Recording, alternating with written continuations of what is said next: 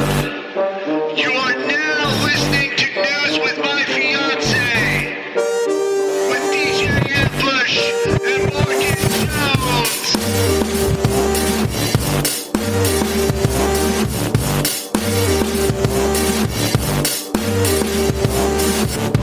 Well, well, well. What do we have here? It's us. The News with My Fiancé Jones.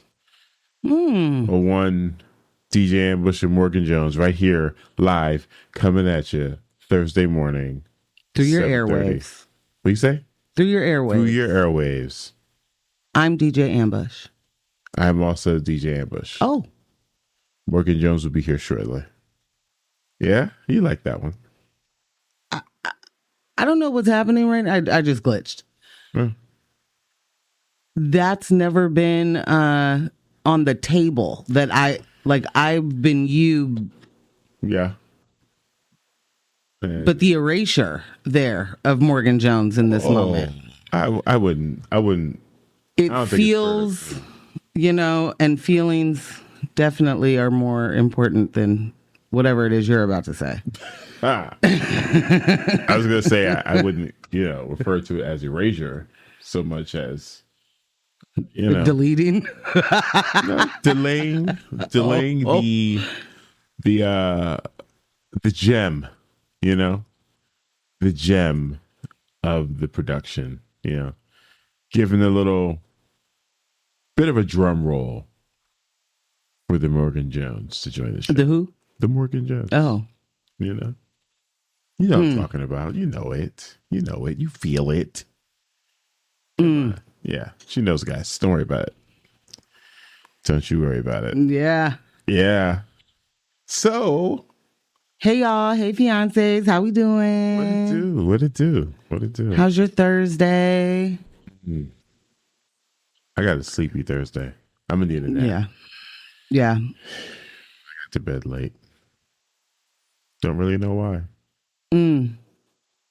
Well, it was late when I went to bed. So if you went to bed after me, which you definitely did. I feel like, maybe I did.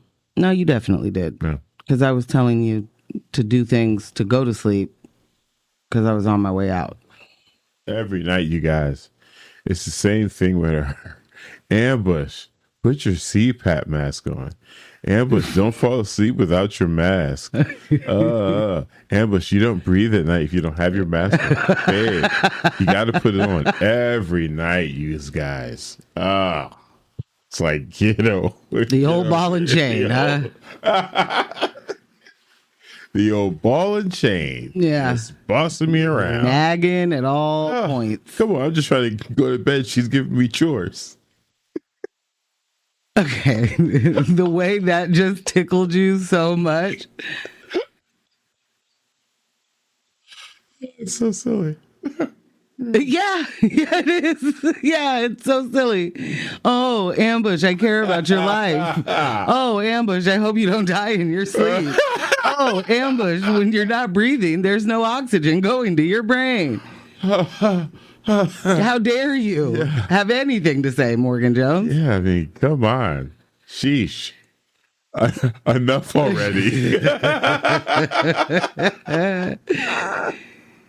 Always with this one, huh? Am I right? Yeah. Just always got something to say. Concerned with my mortality. Always. Come on. Well, if you communicated which, powers were manifesting and that I didn't need to worry about that, then maybe I wouldn't need to worry about it. I think you're right. And for that, I take full responsibility. Psych. Come on. Rudo. Yeah.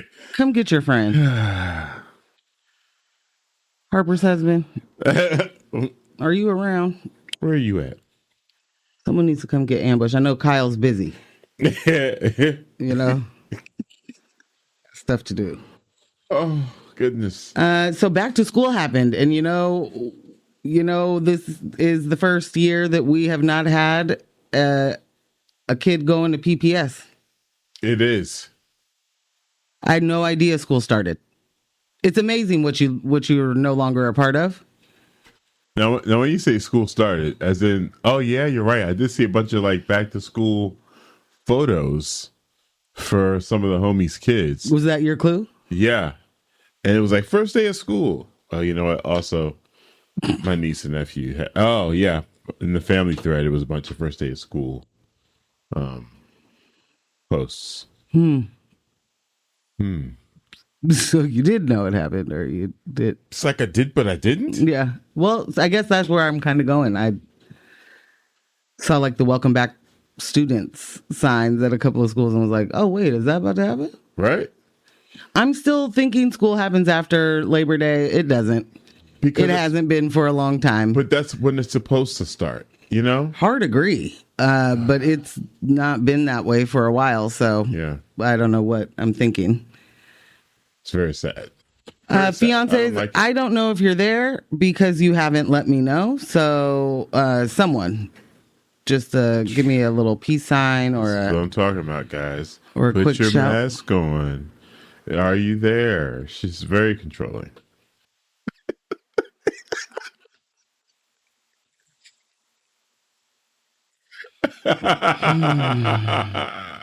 Your face. Yeah, man. But no, seriously.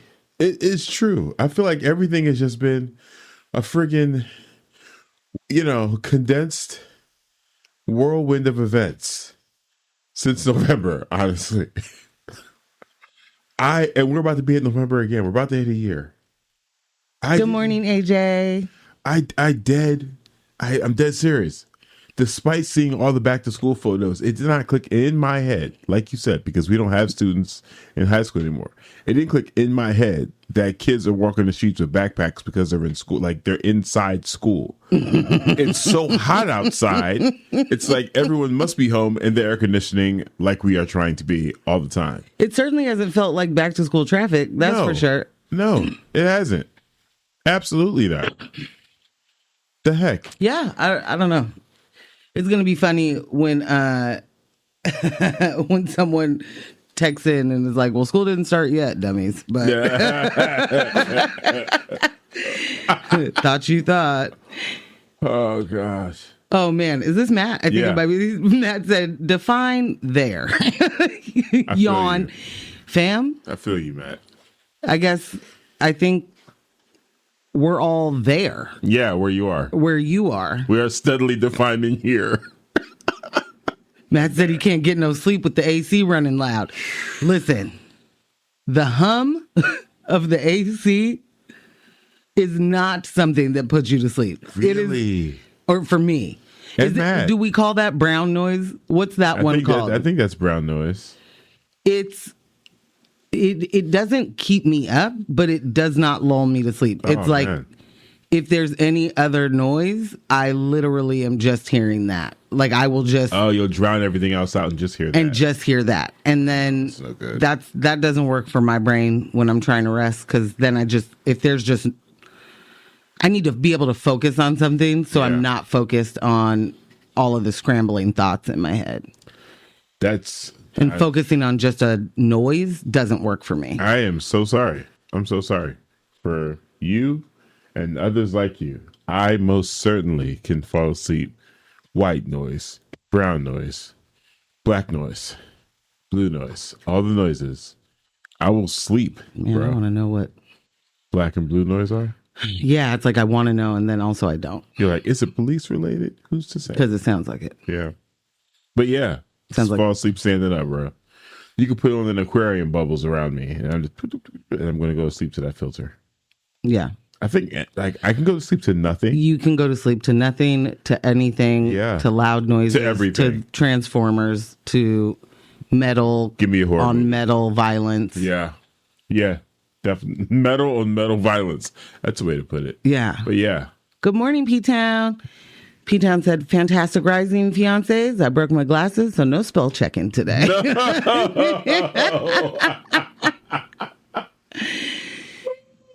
And then said, one quick question. Why are we making children go back to school in the middle of Arma frickin' getting? And I'm going to say, Capitalism, baby. Yeah. Dibbs said, morning, Dibbs.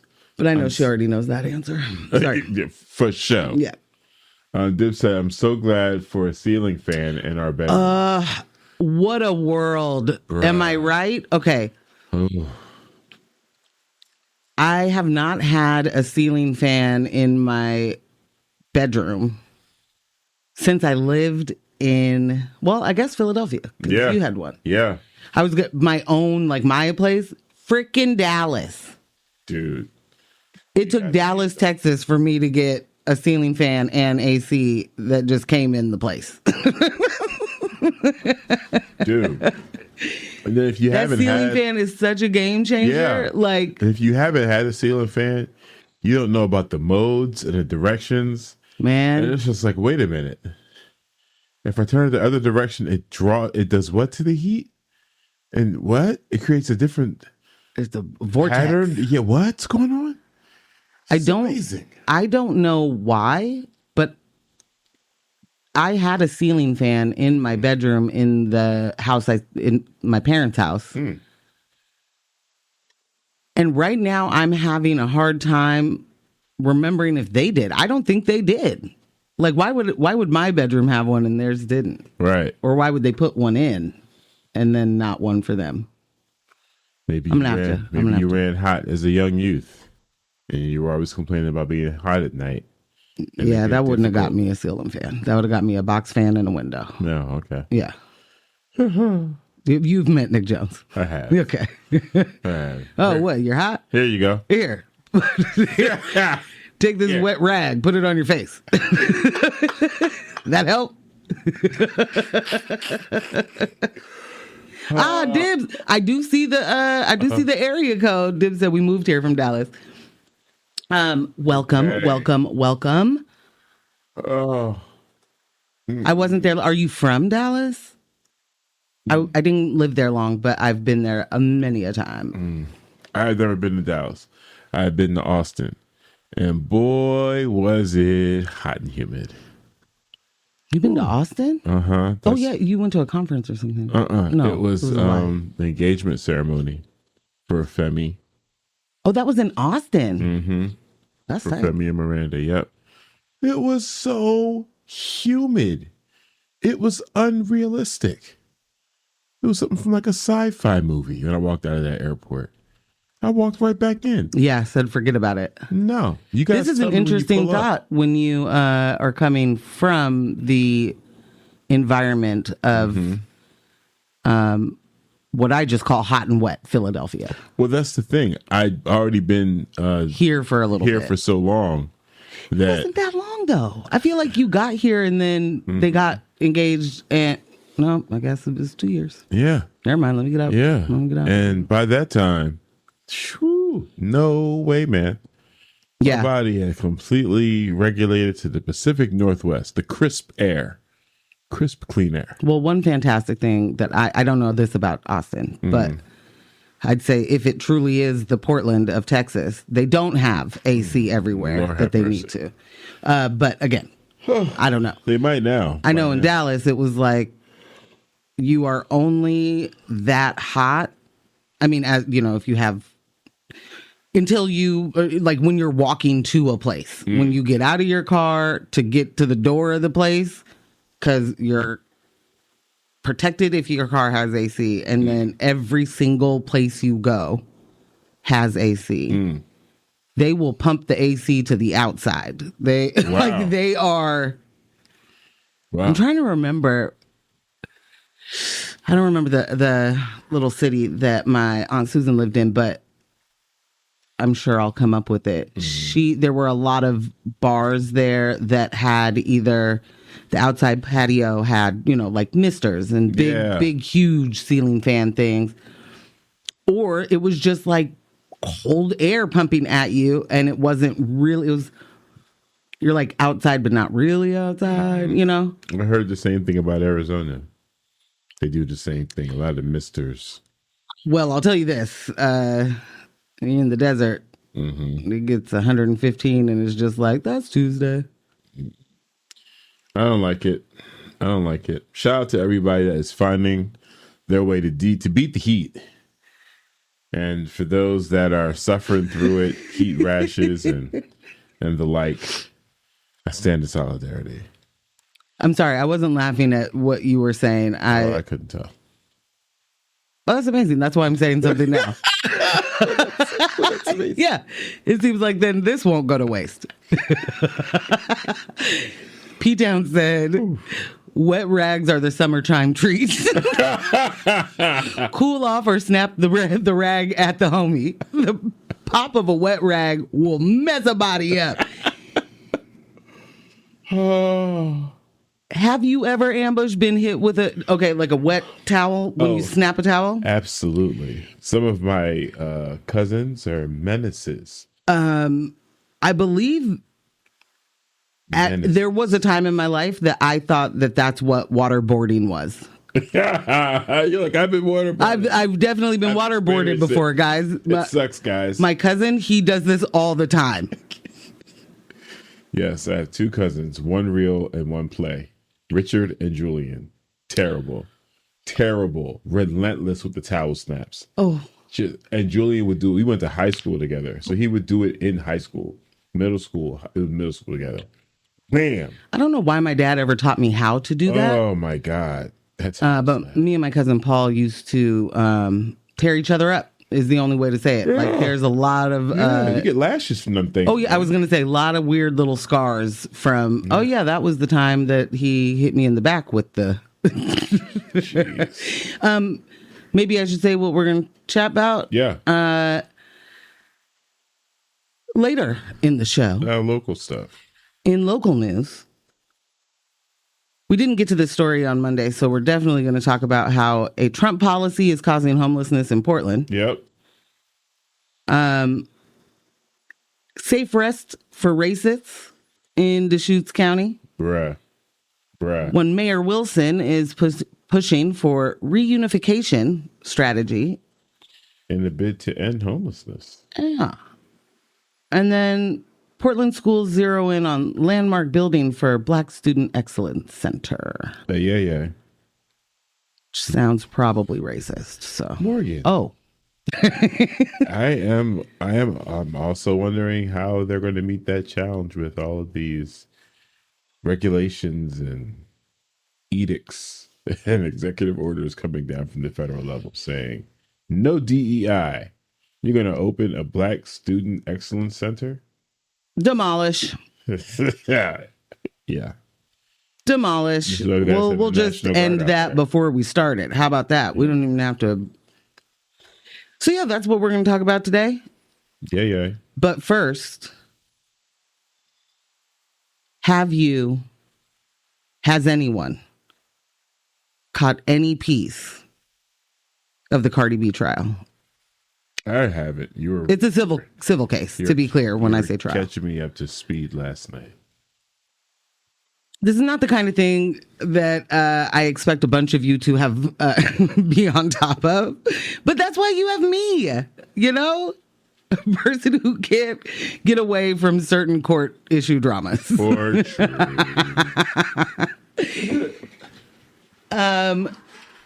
I didn't know that this was happening. So all of a sudden, I follow a woman who is a reporter and we affectionately call Megan the reporter because she did a fantastic job reporting on the Tory Lanez trial for shooting Meg Thee Stallion. Mm-hmm.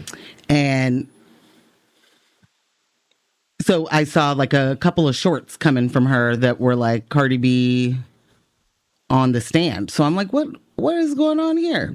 What's her name again? Cardelis? What's her name? Barcalis or something. Barcalis, what you do? I feel so bad. It's not that hard of a name to pronounce. It's that I can't remember where the letters are. Yeah. So the story goes, Cardi B is at this time, this is 7 years ago that this happened. Cardi B is going to see her gyno. She's pregnant. She's with two of her security folk. Mm-hmm. They get off the elevator. There is a security guard at the building, who is on the phone and says, like, oh, snap, there's Cardi B. And the allegation is that there was more said at that point, but Cardi's like, hey, yo, why you don't take pictures and video, because the woman was holding her phone. Oh. She's like, yeah, hey, yo, don't do that. And they start arguing because the security guard is like a little brolic. Gets off the elevator, what you say, repeat yourself type. And I think that Cardi B is probably like 3 feet tall. I'm not sure exactly the feet in inches, but she is what we would call a tiny tot. She is. In the way that, much like a feisty little teeny tiny lapdog, and this is not me of course in any way referring to her as a dog. But, there's a lot of attitude and a lot of energy within these little tiny beings. And then you get surprised when things don't go your way when you're the bigger of the two. Yeah. Right? This is the most messy, most ridiculous trial. And again, this is a civil trial. So the security guard is suing Megan Thee Stallion suing Cardi B for assault, battery, emotional distress, all of those things. She said that she received one, that Cardi spit on her, and then cut her face with her 3-inch long pointed nails. Serrated nails. Exactly. And she had to receive plastic surgery for the scratch on her face. And so she needs $24 million because... Whoa. She was also fired due to the incident. And so obviously... 2 to 4? Not 2 to 4 million, 24 million. I wanted to be sure. Yeah, 24, like the hours in the day. 24 milli. Is she in collaboration with Tasha K? Probably. Okay. This is the silliest stuff though. Like, her attorney, the first thing I see is Cardi being questioned. Yesterday, you had short black hair. Today, you have long blonde hair. Which one is real, or are both of them real? Your Honor. I object. Relevance, Your Honor. Relevance. The amount of times that Cardi's attorney is like, objection, relevance, objection, relevance, objection, relevance. It's like, but I don't know that this person's lawyer is just not up to snuff or what, but what they're trying to do is get around to, like, he asked about her nails, and she had shorter nails there. Is and she a false witness? Is she misrepresenting herself? Yeah, like, basically everything about you is fake. Yeah. And so we should assume that you're a liar anyway. Yeah. And then on top of that, you're like rich and famous, and you told this woman she is a security guard and you make more money than her. So now it's time for you to pay. Mans said to the lawyers that said to Cardi, did you call her fat? And she said, no, I called her a B word. I love her so much. He keeps asking different questions different ways, and she's like, I already answered that. And then at one point he's like, well, how did you know she was bigger than you, or something like that? And she was like, points to her eyes and was like, hello. And I'm like, this is not real. This isn't real. Music video. Man's response, hello, yeah, I'm here. Are you serious? Oh, no. If I'm the judge, I'm like, can we wrap this up? Anyway, this is just, it's the wildest thing. So she's saying she was assaulted, and Cardi is saying, I never touched her. I certainly didn't spit on her. I was definitely worried because this bigger person is coming at me. I'm pregnant. I can't do anything in the same way. And it very much sounds like the doctor came out because the shouting match was so loud. The receptionist came out. Receptionist is the only person apparently who did get a hit from the security guard. And the doctor is the one who was like, oh, absolutely not. We're not having any of this. Shut this it security down. guard, these are my clients. These are my patients. Right. You can't treat my patients like this. Her attorney is like, says to the doctor, well, do you have more than one, famous client? And he's like, yeah. And he's like, mostly famous clients? And he's like, no, but I do have and have had some famous clients. And he's like, well, isn't it true that you're just here today testifying for Cardi B so that you can continue to have a powerful star clientele or something like that? If I'm the doctor, I'm like, no, she promised me a verse on the new album. So I'm here to secure that. What are you talking about? Mans was like, I've absolutely had it. The doctor was like, I'm here to tell the truth because I'm seeing a egregious version of it, and it isn't what we saw. And it certainly sounds to me like he's the one that got her fired. The security guard. The security guard definitely got fired. Yeah.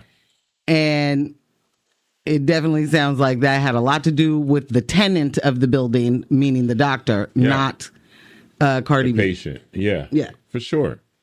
Yeah. If he has clientele up and down the scale like that, I don't need any liabilities. Are you just wilding out and just doing weird stuff with clients? Come on. And how long could you have been there where this is what you do when someone famous is there? That's how you react in the moment. How long could you have been at that place? Right. Yeah. Like, come on, man. The whole thing was like the entire interaction. They're both like, I don't know, 45 seconds, like very short. Cut it out. Thing. And I'm just like, number one, 24 million as an ask is wild. Two, this woman has changed her story in the way of, first it was there was no physical thing listed. In the incident report. What she did say was that Cardi had her hands in her face, right? Mm-hmm. And so she was trying to argue the semantics of that. The person, the Cardi's attorney is like, so there was nothing listed as a physical injury.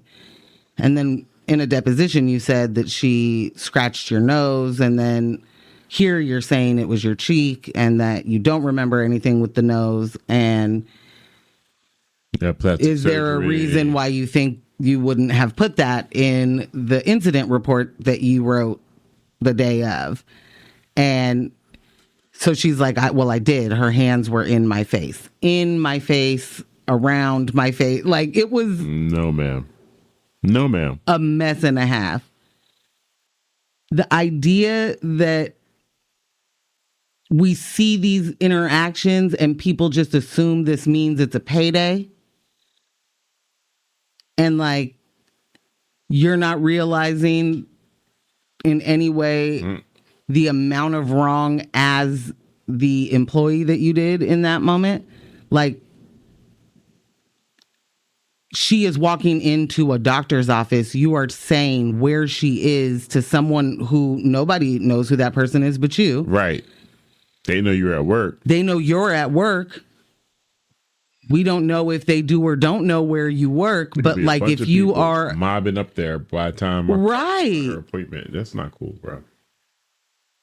And there's also, I mean, I don't know, to me, there's got to be some sort of, I don't know if it's actual HIPAA, but it's like can you be talking about where people are at like that? Not cool. Absolutely not cool. So the reason that I'm even now I'm stuck into this because it literally is like a soap opera. Yeah. You know, like the AJ said her fits was she was killing it. oh, she's out here. Oh. Fam's out here. She been looking amazing every day. Ooh. She been looking amazing every day. She's one of my favorite people. Oh, real quick. Oh. You're listening to X-Ray FM at KXRY Portland at 91.1 and 107.1 FM. And then the Halem, Wheeler, Manzanita, and Rockaway Beach at 91.7 FM, streaming online everywhere at xray.fm. Yeah, she's one of my favorite people. So and she don't play. When she step out, she step out. So I'm outside. So yeah, and she's going to court. So we've seen her in court before. The fits are banging, the hair, the looks, she is serving, no question. The short black hair, she came in with the short black hair looking, you know, and the lawyer said, who was questioning her about her hair. Right. And her response, she was like, they're wigs? Like, what are we doing? and he goes, oh, wow, okay. Had no idea, would have never known or something. Like, yeah, yesterday was a good wig. And I was like, so you gonna say yesterday was a good wig? Now, wait. Yeah, so today's not a good wig day? Is the judge a man or a woman? A man. Okay. And the judge has been, from everything that I've heard, doing exactly what he's supposed to do. Okay. Like, shutting down the foolishness. when Cardi's attorneys object, you know, there's multiple witnesses who just keep talking, which is wild. Like, it's like they've not been instructed at all. And I know they have. Whoever subpoenaed you definitely told you, if you hear an objection, don't say anything. Right. But multiple people have just, like, there was a psychologist that saw the woman and she just kept talking. She kept talking. And the judge was like, actually, just hold on. Don't do that.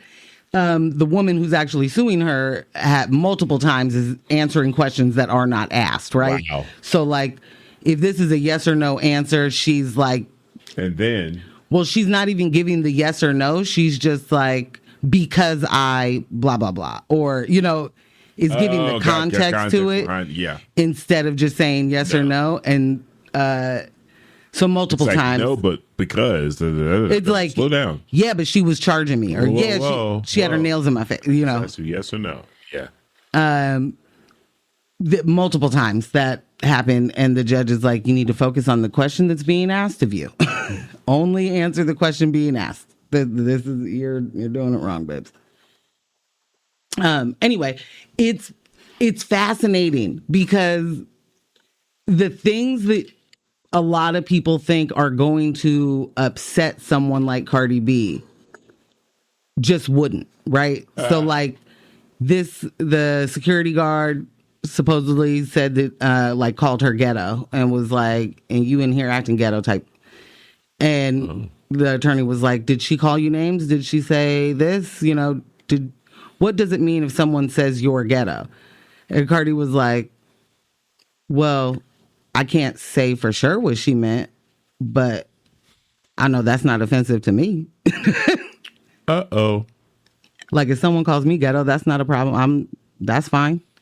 And this lawyer just had no pivots. Like, he's just like, so anyway, when you wear nails, different question. It's wild. Wow.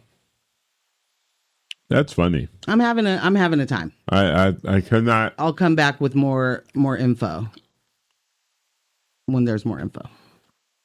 I need this woman not to get $24 million. Oh, she's definitely not getting $24 million. This is not looking good for her, at least so far.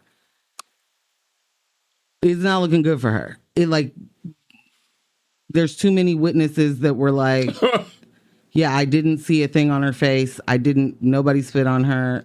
That didn't happen. Didn't see that happen. There's no one corroborating her story. Basically, the way that they have, Cardi's attorneys have laid it out is this thing happens.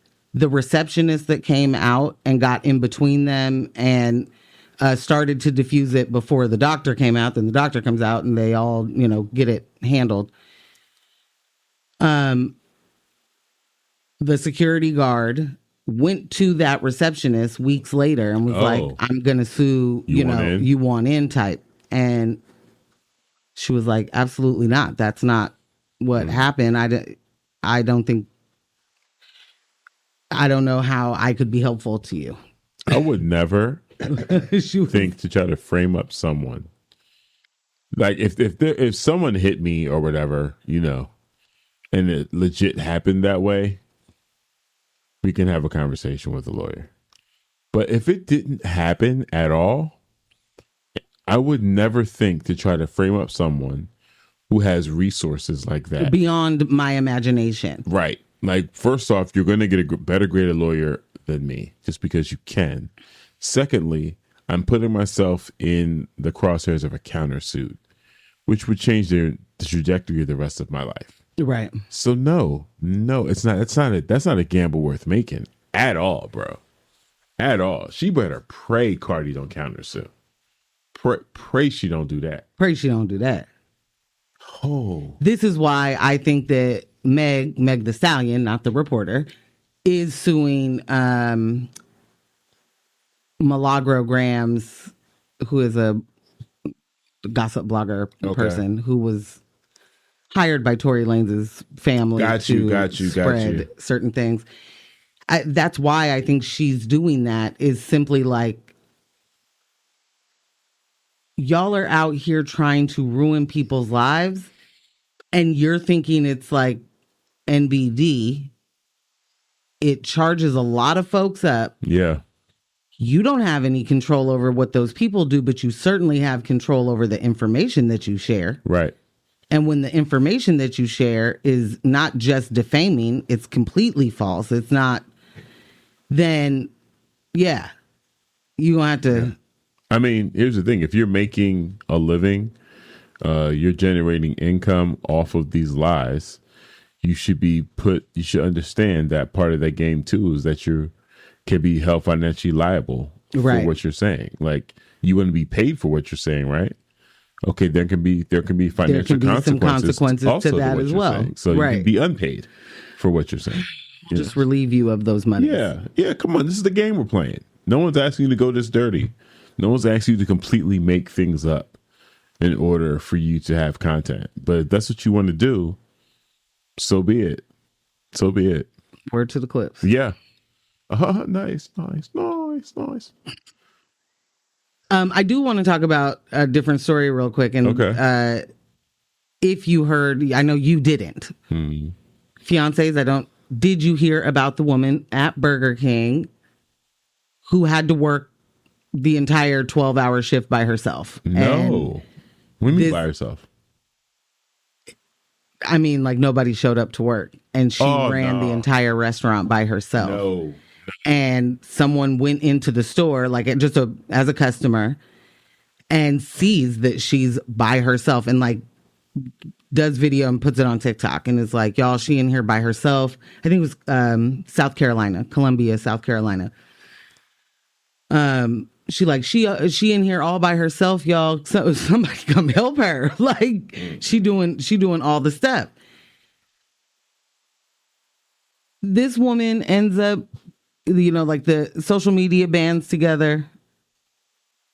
Or wait, no, I'm skipping.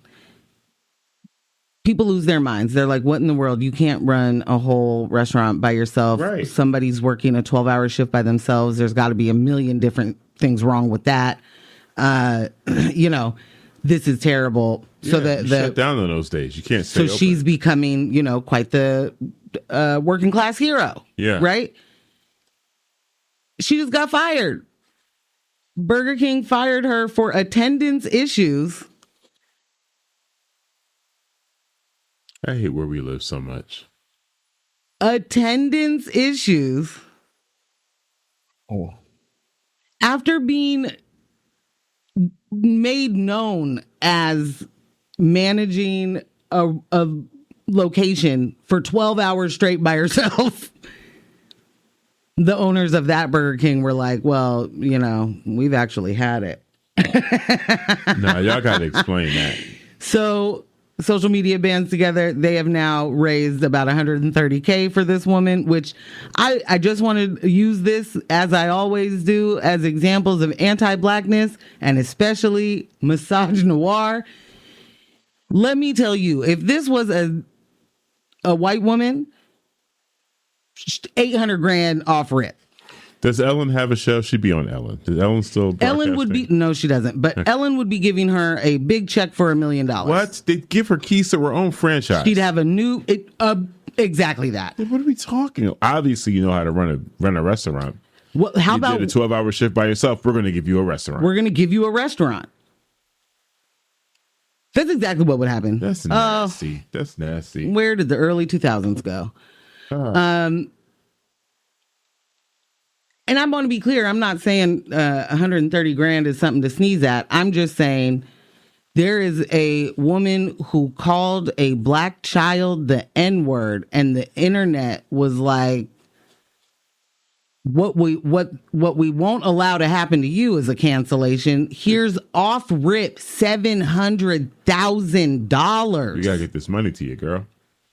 We need to make sure that you and your family are going to be okay after you went out there and crusaded for us. So when I see somebody who worked a 12-hour shift by themselves at a fast food restaurant and then gets fired for attendance issues, no. 130 grand, again, nothing to sneeze at, but like, that's when you really band together, is it not? Like, that's... Somebody call OSHA. Get that location shut down. I can't deal with this. And what was incredible about this particular person is she got that money. You know, she goes on TikTok and is like, I cannot believe that this is what, you know, y'all are so amazing. Thank you so much for blessing me. She's like, y'all blessed me. I'm blessing my mom, and paid her mom's rent. Nice. Like, nice. There's this idea that people are going to do everything wrong if you are if given the opportunity of money, or, you know. Yeah. Yep. Someone always wants to tell you how to, you don't have financial literacy and whatnot. And you tell that to people who have been surviving their entire lives. Yeah. You know, she was like, I was able to get a car that had AC, and I paid my bills, and I paid my mom's rent. It's not like she has ran through the money by any stretch, but like the things that she went and handled necessities, right? Until she figures the next move out. Next job out, yeah. But at no point is she like, and now I'm going to retire. I'm a millionaire. Right. Like, wow. But wow. Yeah, those franchise like, imagine owners, that. Those franchise owners need to answer some questions, because that's just ridiculous. That's 100% ridiculous. Nah. I'm late because I have to get my kids somewhere so that I can work. Y'all don't pay enough for me to actually pay for you know, childcare. There's no wiggle room apparently if I'm late, but I guess if other people just don't show. Right. Yeah, they should have shut down. I'd say they fired her because she accidentally, it wasn't even like her out here complaining about it. A customer walked in and was like, what in the world is going on?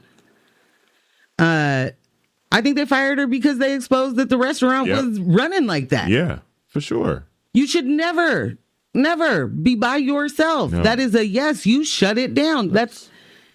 It's dangerous, it's hazardous, you know, like, it's all the things. This is not like, there's no way that that's a safe situation. No, not for anyone. Anyway. Not for anyone. Oh my goodness. Matt said, back when I was in summer camp, a camp counselor snapped a perfectly rolled up towel at a kid that snapped with a sonic boom. Woo. You felt it. All the birds flew out of the trees. The kid dropped like a bag of bricks. Oh. I've never seen anyone in pain like that. I can still hear it if I close my eyes. It was all in good fun, though. He didn't mean it. Yeah. And that is the danger of the towel snap. Yeah. You got to know how to do that. It's flick of the wrist. It's a whip. You are lashing. And if you catch someone at the very end of the towel, all of the trees, all of the birds fly out of the trees. Birds flying out of trees, bro. That was such a great description. Oh man, yeah. Pete Town said she's Cardi B's attorney. Yeah, nasty business. It is gross touching food and money. You cannot. There's so many different things. You cannot be the one person doing all the things. You can't. You absolutely can't. Also, how she didn't get robbed that day is beyond me. I think a robber, burglar, stick-up person in a situation like that's when you get like that scene from like a comedy movie, and it's like, wait, you back here by yourself? Oh, never mind. Dang, you need some help or something? I can't rob. No, never mind. Never mind. You can't be back here by yourself and you got robbed. Right. Nah, I'm cool. I'm cool. You know what? When's the next shift? When's the shift change? Because I can't do this here. Do you also own this? This ain't your business. Okay, man. I'm gonna go ahead and head out. Yeah. Oh, yeah. Right. Can you? Did your shake machine work? Okay. I'll take a music break. Okay. All right. All right. We'll take a music break. And we'll be right back. And we are right back. Welcome back to News of My Fiance with Morgan Jones and DJ Ambush. Morgan Jones is here, you guys. She wasn't here at the top of the show. It was first Ambush and Ambush. But then MJ made it in the nick of time. No matter what I do in my life, I am, in fact, going to make a firm. Ambush and Ambush. Attorneys at law. Or like, you know. I need that t-shirt. Wait. John just popped up. Oh my God, Morgan, I had no idea about that Cardi trial. Had to watch some clips. That nonsense is wildly hilarious. Absolutely must see TV. Yes. Thanks for the break from the real insanity that's going on right now. Okay. It's exactly that. That's what I needed to say. Thank you, John. It's a break. It's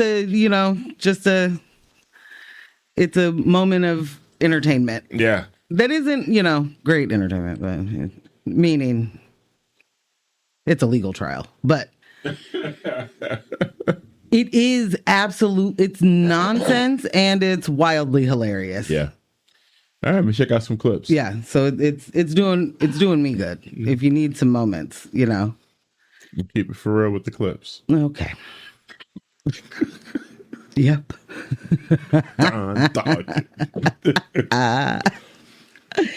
Babe, I would like for you okay, to spend the next couple of minutes regaling me on the story in which I regaled you previously as a topic about the Confederate. Is it the Confederate flag that's being flown? Oh, yeah. I'm wondering if this is actually woke. But yeah, go on.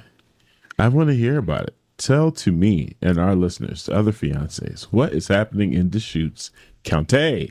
Okay. Fiancés, let's get into Deschutes.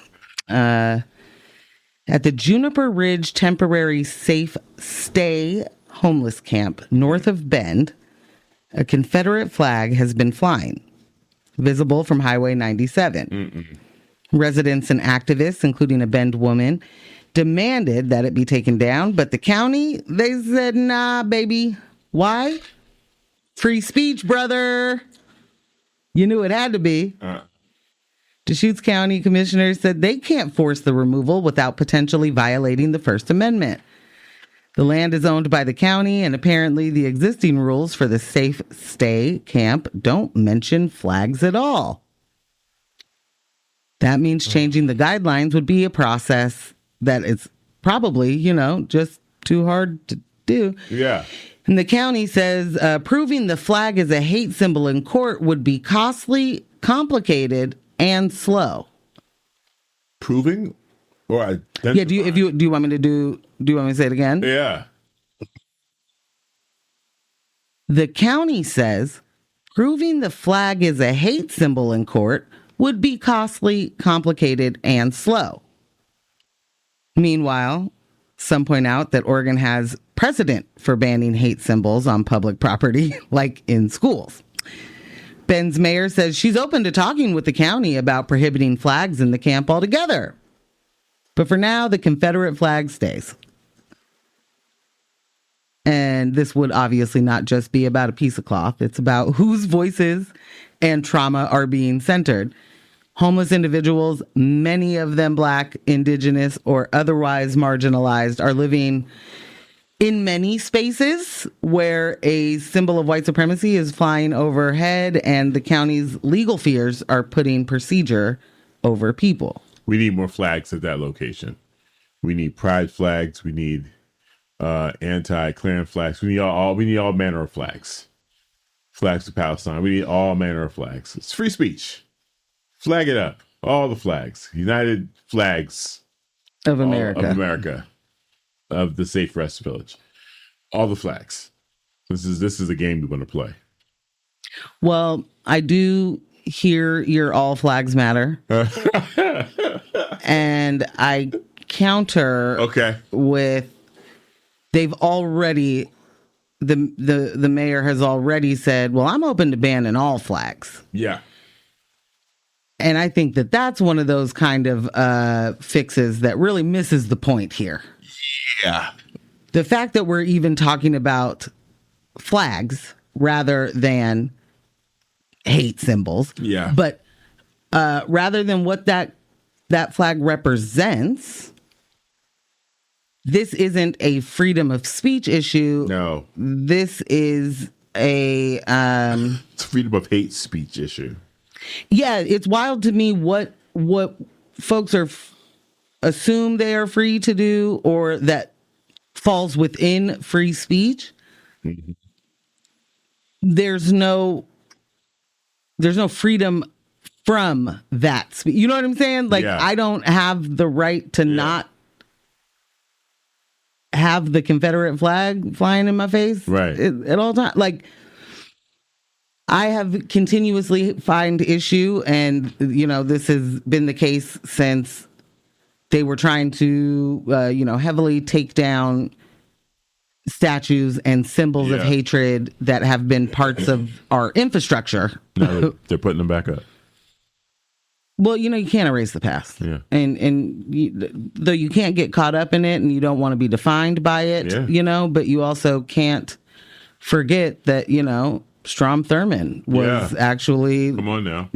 Let's get these names, these facilities changed back. Working hard. Let's get these names, these facilities changed back, AJ just hit the checkmate there. What hit the checkmate? What does that mean? She said, if someone flies a Palestinian flag, watch flags there be banned immediately. That's what I'm saying. That's it. Just put that one flag up, you guys. Yeah. I know what you're saying. Yeah, I know what you're saying. I'm like, yes, that's not the result that we want, but that's the thing. It's like since you would play there. That's exactly what would happen if you put a Palestinian flag up. Now, all of a sudden, it's not just hate speech; it's you're a terrorist, and so now we'll just ban all flags because we're in third grade and we don't have yet to get to the middle school portion of where you learn how to mediate. Right. I do wonder, do any of y'all have middle school age children right now? If so, do they still have peer mediators? What? What's that? What? Peer mediators? What are you talking about? Like okay, so for as much as I talk smack about the education system as it stands, there are many a thing that I learned in school that was fantastic. Yeah. One, you guys in Oregon, man. Yeah, peer mediators was about learning how to resolve conflict without having a physical altercation or to have a lasting, beef with someone. So You have a peer mediator because you're not going to talk about things in front of your teachers, right? Or the adults. If you have a real, why are you looking at me like that? Am I making it? No, what you're saying is just, I'm just sitting here in awe. Like, oh, okay. Yeah, I thought I was not explaining this. No, all this sounds like doi. Like, yeah, every school should be doing that. Yeah. Shout out to Fernwood. No, Beverly, Beverly Clary. About no. Well, I was a peer mediator for 3 years in a row. Wow. And it was one of my favorite things. And because I'm nosy, obviously. And then also, little nosy middle school Morgan. What do you guys need me to mediate? Yeah. So is everybody mad at each other? So with you guys' personal business. You guys want to tell me about it? You want to tell me? You're a little Josephine Matlock. That's what you're doing. Just walking around. You know. Been an investigator all my life. That's so adorable. What kind of was there training and like a little guidance or like guidelines you had for you to go by? You had to learn how to be a peer mediator, and that was probably not the best training. I'm sure. I don't remember it off. Yeah. Everything that I learned how to do it, but I do remember having to have like training before you then mediated anything. So you were a peer mediator for 3 years. Was it new training? Not new, but you had to be retrained beginning each school year, I'm assuming? I think it was, it was like it was all the same process. Program. Yeah, okay. yeah. Wow. That's anyway, cool. I don't even remember why I brought this up. Why did I bring this up? Conflict. Because you learn that you're looking for resolutions, right? Like you're not just winning something. Yeah, like this. What you guys are arguing is your sides, right? Someone wants to be right, but does it even really matter in this moment? Mm-hmm. If we just chalk it up to you're right, Joe, is that enough? Are we good? Like Tim, is that cool or no? You feel that that's not cool. So let's talk about what would make people feel whole, right? This, to me, the kind of what the mayor said, I'm open to hearing about we should just ban all flags. You have yet to get to the point of what conflict resolution means and how to actually solve a problem. This isn't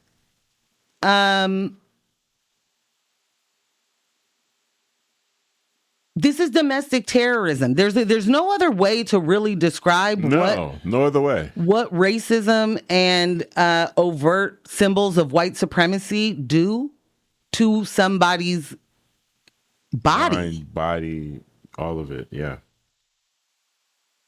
And if you are living in constant instability and trauma in homelessness, you call a place that waves a Confederate flag a safe rest village or safe rest whatever? No, you can't. What's safe about it? And it immediately makes me say, and again, forever and always, shout out Imagine Black for reimagining what public safety looks like. What does safety mean to y'all? What does safe mean to y'all? Because if what you're saying is this is supposed to be a safe place for you to sleep, safe for who? Right. Safe for who? And in what regard is this something that is so important that because there is no, we at least over here, I am not ever going to entertain someone's delusion that this is about heritage, not slavery. Like, I'm not going to entertain your delusion of the losing team. I'm not going to do it. You be a Cowboys fan over there. Because it's wild. You have literally no business in whoever's flying it. If it's the person who runs the safe rest, you have no business. And if it is somebody who lives there, in what regard? as you are on your last? Do you also still have time to be a domestic terrorist? That's how important, essential it is to their identity to express that supremacy. Here you are in a safe rest village. All of your focus should be on obtaining resources to change your situation, maybe dealing with any challenges that you might be facing, health or mental, certainly financial. And in the midst of all of that, you want to oppress someone else. Imagine. You want to seek some power and some, I guess, perceived reprieve by making someone else uncomfortable. That is amazing. That's amazing. So adding on to that, P-Town just said, what does it say about our houseless population having a safe place? The hell in that person's destitution, they're still holding on to their hatred. It's not what it says about our houseless population. It's what it says about white supremacy's reach. Because in order for white supremacy to work, it has to give white people the idea that this is, and this is not just, this is about you, and this will benefit you. Yep. Yep. The way that has been working, beautifully for them. You cannot have any of these systems of oppression without having people to oppress, number one, and people to believe in the reasons.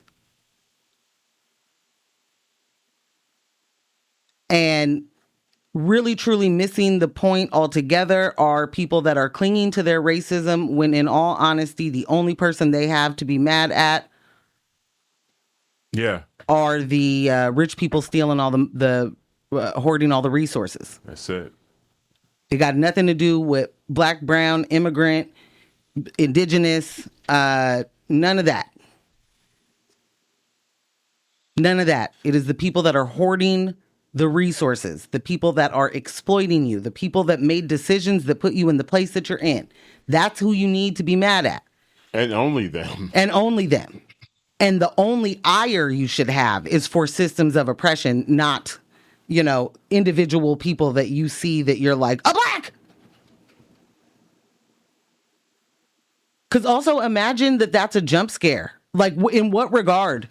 Where are you living that you don't even see black and brown people still? Mm-hmm. And Bend is white, but it ain't that white. Right. That whole area is indigenous. Like, the nerve. Mm. But again, I ask, who safe to who?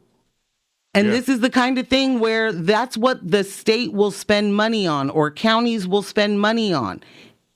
These are not measures that change any not just living conditions and opportunity, but it does not change people's stability in the way that will allow them to become stable, citizens, right? So we invest a bunch of money into these temporary measures that mean absolutely nothing in the long run. And also we have to allow major racism to be happening there. Free speech. The second it makes someone else feel unsafe, it should be the end of the discussion. That's it. That really should be it. This does not make sense that there's any sort of question or that hasn't been taken down, that anybody would be like, well, what about the free speech aspect of this? No. You are grossly misunderstanding what free speech means. And you know what? Take it down and allow that person to sue. But take it down. Take it down. Take it down. Allow that person to sue. See if it'll hold up. But take it down. This is my whole thing. You're giving people... I'm sorry, north of Bend. North of Bend. Yeah. You're giving people access. It's like, what's that? What have they been saying? I'm sorry. Oh, it's like you're agreeing to how's it? You agreeing to the yes before it's being asked. I think the comparisons have been made towards decisions that people have been making around Trump. Trying to avoid his ire. Oh, okay. Like, you're already capitulating to something that hasn't even been brought up. Yes. While this can be argued as a free speech issue, do not give them the argument. Why would you argue it? Why would you argue it? Take it down. Let them raise the argument. Go to court about it. Right. Let them fight to get it back up. Yeah. But take it down. Yeah. Yeah. Like, nah, man. Like, this is literally who was working that day. Were you just like, oh, Alan's here and he's obviously a racist, so he let it stand, but Susan is scared of Alan, so she didn't say anything? Like, what? Which is basically it. Which is basically the full reality of so many different dynamics. Yeah. How many places have you worked at where there's that one problematic person and the excuse is made? Oh, that's just how he is. Ooh. Same thing. What's the statute of limitations on a civil suit for racism experienced within a workplace? Right. Lawyer fiancés, y'all got an answer for that? Like, well, you know how such and such I got a is. case. Yeah, the fact that you're saying that I know how such and such is means you too, management, know how such and such is. Do something about it. Well, it Protect also, your other you're employees. complicit. Right. Yeah, man. Nah. I used to have a manager who would say to me, well, that's just so-and-so. Yeah. No, I don't just know that so-and-so. No, I don't think that giving is saying to me that her age is well, what are you going to do? No, I don't think that any of that's okay. No, I don't think that's appropriate. No, I don't think that's a resolution. No, I don't think that we should just continue. That what that sounds like to me is that you don't care. Yeah. If somebody sues the pants off of this place. If you make my work environment unsafe, you make it non-productive, you make it uncomfortable, you are a distraction. You've made it a hostile working. If you've done that, yeah, no, thank you, because that's where I was trying to go. If you've now created a hostile work environment where the only person comfortable at work is you because of what you're doing, I will fire you. I have done it. Yeah. Like, no, and then guess what? If they want to at some point come back and put it on me, well, he just yes, sure, but guess what? In the meantime, now my floor is productive again. In the meantime, now my team's productive again. In the meantime, they don't have this thing that you were doing hanging over their heads, making their environment hostile. So yes. Like, come on, man. AJ said, I can't imagine being unhoused and spending my little resources being hateful. Right. Insane behavior. P-Town said, also giving this kind of thing a platform to tear that up. Speak to the folks about the whiteness of that horrible flag. Couldn't say so much about the way these camps are being run. Yes, that. Because if you can fly a Confederate flag, that's visible, yes? If you can see it from the highway, what's being said? What's being done? What's happening on the ground as, Yeah. Real quick, this says also a white supremacist couldn't give they will make everyone else uncomfortable so they can have their stupid stuff the way they want. Yeah. That's true. Yeah. Making other people uncomfortable is not uncomfortable for them. No, it's a pastime. It's part of the job. Yeah. All right, I'm happy to do a quick music break. And we'll be right back. We might finish with a story. Who knows? And we are Bizak. News of my wait. News of me. News of me. That's not how that works. News of my fiance with Morgan Jones and DJ Ambush. Right here on X-Ray FM. What it do? Shout out to everybody texting, keeping the lines popping. Heck yeah. We've been local newsing it pretty much all morning, with the exception of Cardi, but she's a family member, so it's local. I will say, Dibbs with the great question here about the Confederate flag at the Yes. safe rest place. Will you go to jail for burning it? Probably. I don't know. Is that flag protected? It shouldn't be. Oh, they're working on. Oh, you didn't see that. Oh gosh. They're working getting it. They're working on Well, protecting you it? know, we just executive order everything around this mother flub, you know, jeez. and the administration. I saw this in like one of those fleeting moments of like, oh, Great. really? We have time to focus on that? And they're like, we have time not to? Come on. Prosecuting. This is a statement from President Trump's executive order to outlaw flag burning. Great. If you want me to read it, I can. But there's on the website, you know, prosecuting burning of the American flag. On August 25th, President Trump issued an executive order cracking down on flag burning, which is protected expressive activity under the First Amendment. Right. During the signing, Trump remarked, "If you burn a flag, you get 1 year in jail." Gosh. I don't know if you guys know this, but that's not how it's supposed to work. No. Flag burning is a form of political protest. It is protected by the First Amendment. That's nothing new. While people can be protected for burning anything in a place they aren't allowed to set fires, the government can't prosecute protected expressive activity, even if many Americans, including the president, find it uniquely offensive and provocative.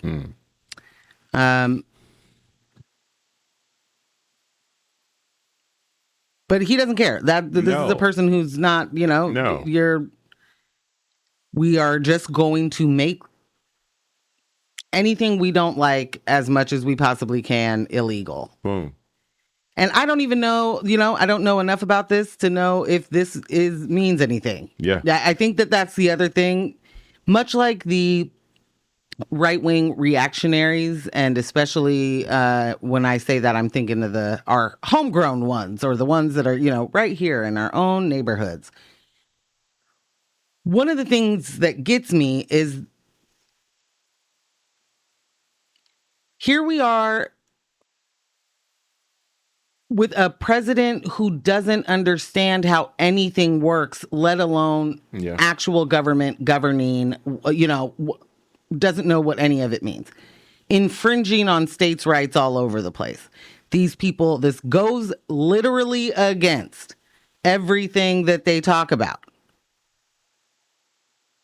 The small government they're looking for because of the big government's overreach. All of this is the, you know, opposite of what they will tell you they're looking for. Right.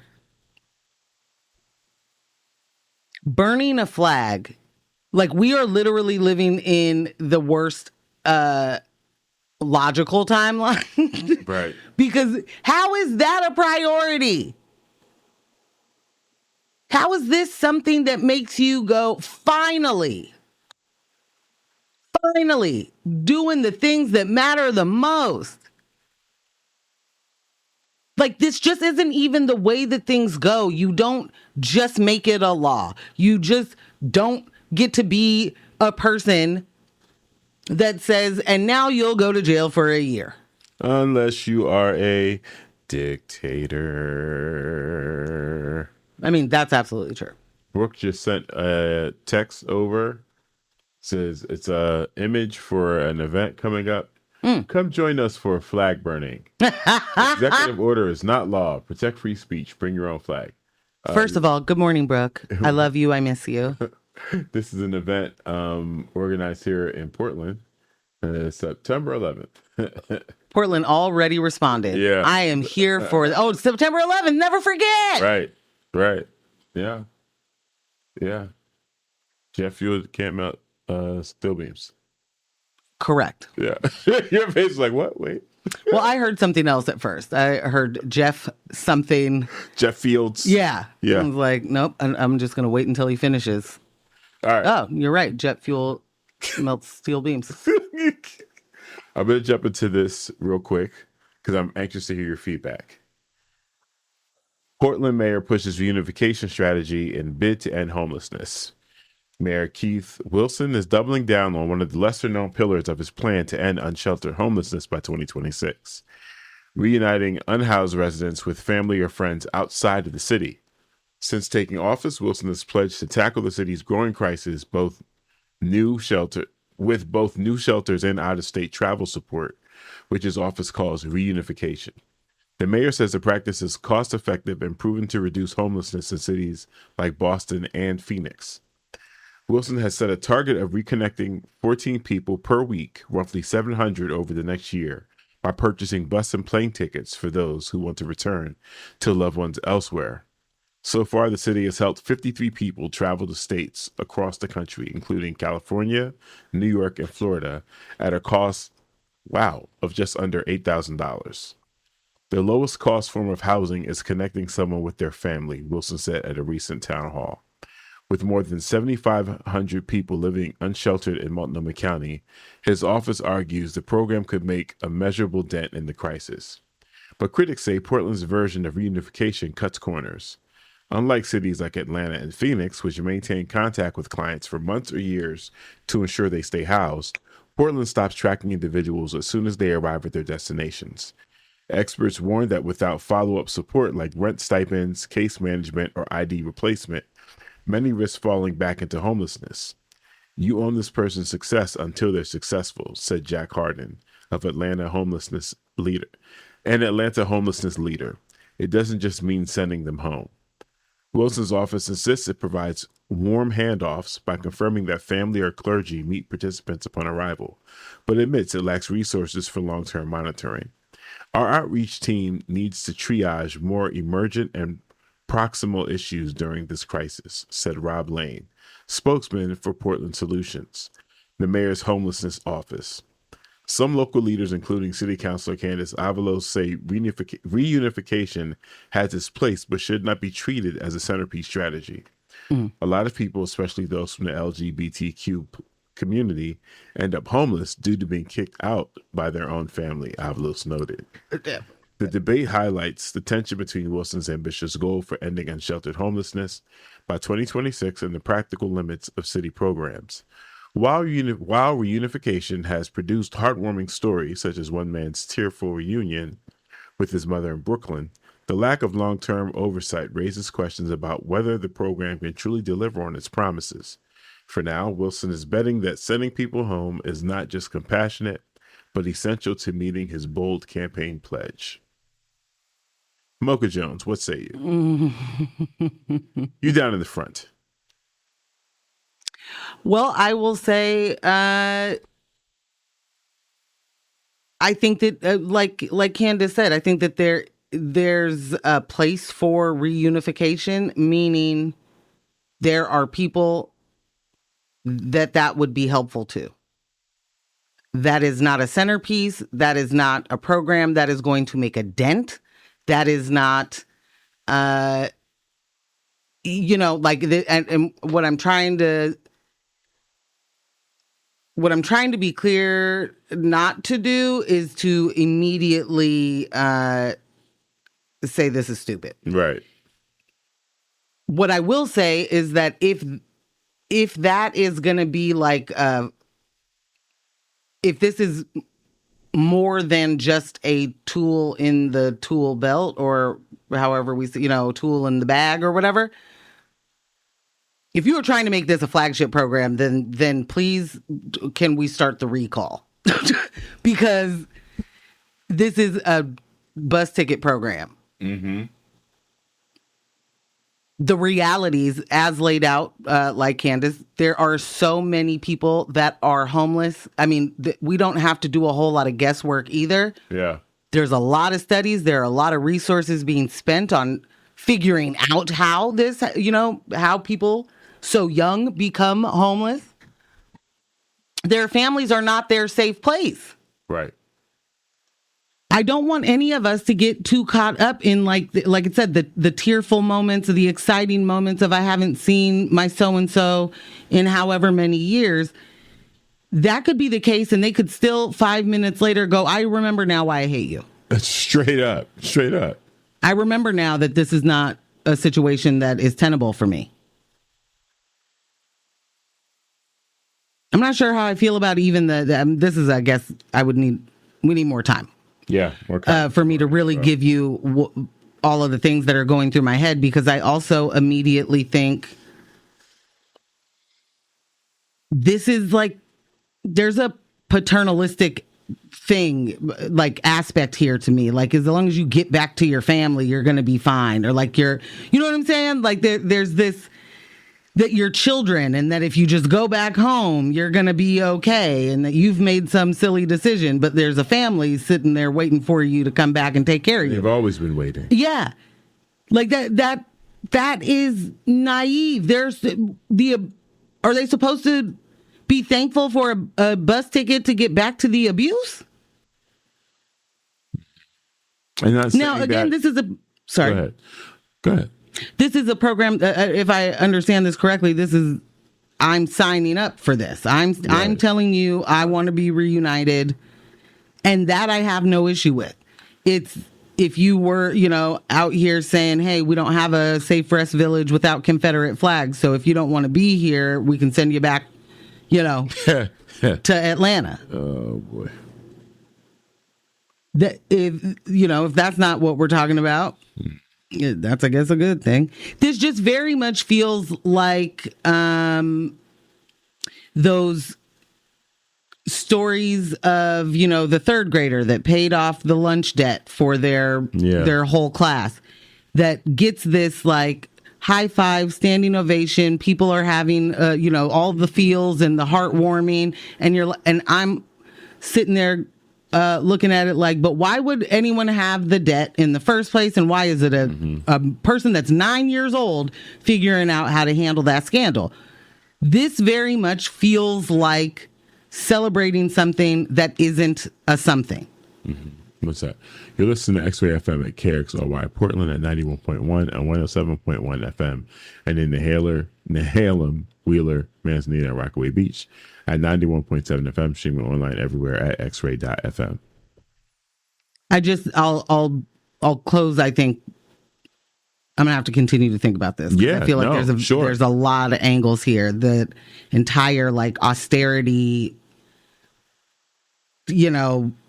cutting or underfunding real solutions to be able to do this kind of thing, that then doesn't have any follow-up, then doesn't have any. So, yeah. And I don't love the idea of oversight of this, and I don't know how much jurisdiction you have once you send someone out of your state. Mm-hmm. I don't know if you get to start asking questions. Are you paying their rent in a different state and you wouldn't pay their rent here? There's a lot of questions I have off top. Mm-hmm. What this immediately makes me think is, we out here trying to do a Greyhound ticket program where housing policy should be. Yeah. Nah, and I don't think that this is about reuniting families. I think that that's about exporting poor people. Yeah, I agree. It's a very not well implemented solution. The fact that you can point to other cities where this has worked and has had positive effect, but then also identify that you're not actually duplicating that program. You're duplicating it in name, but not in full process, means that you've already decided that you are going to indeed underserve this population, but still report it as a success.